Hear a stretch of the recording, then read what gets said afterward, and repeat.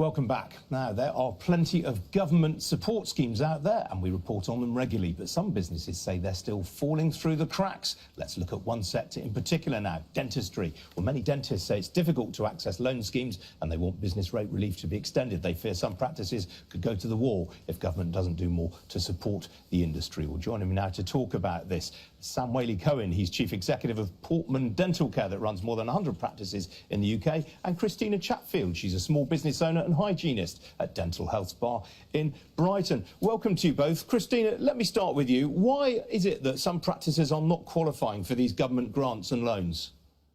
They just fell through the cracks. They sit in the middle section of the rateable value. So any practice that's got a rateable value over 15,000 and under 51,000 has been excluded from business retail rates relief and the £25,000 grant.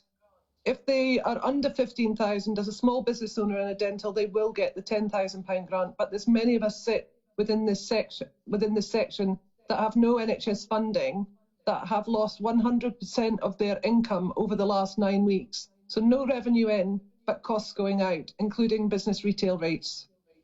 How difficult would it be for you to obtain NHS funding, or do you have an objection to taking on NHS contracts? No, as a hygienist, I would never have been able to get one in 2007 because I can't get a performer number.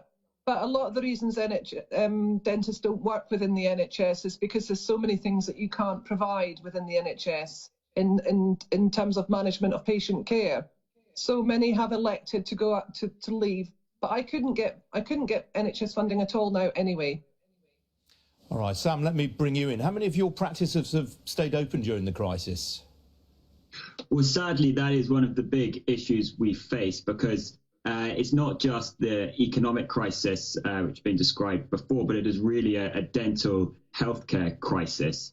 And of our 137 practices, we aren't able to operate any of them. So although we're spending a huge amount of time engaging with our patients, we had over 200,000 patient interactions offering assistance and care, we haven't been able to physically treat a single patient. And that's storing up huge problems for the future.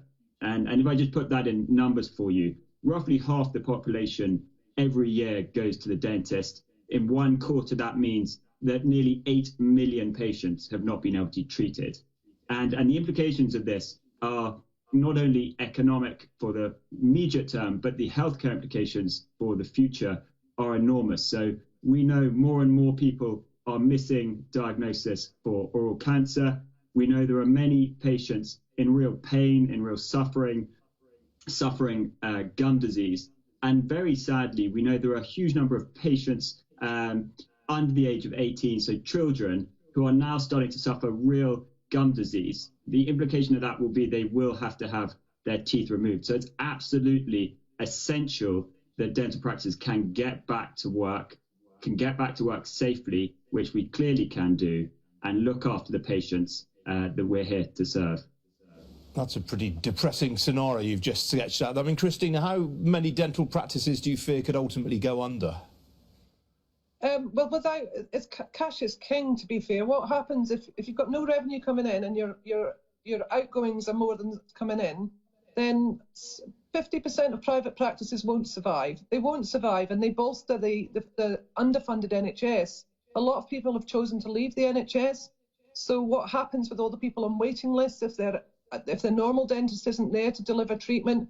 Patients caught up mid-treatment. There's so many implications longer term. And we too can't see the emergency patients. Lots of people aren't even registered with a dentist, so can't find a way to get to the emergency hubs, which they're not even allowed to know where they are. They have to be referred through a dental service. And so leaving people with abscesses that can cause untold problems if they're not treated, they can end up in ICU. This is what we've had to do. And we're a caring profession that have taken an oath of care to look after our patients. And it's not that we don't want to. Even private dentists, private hygienists still want to care for their patients.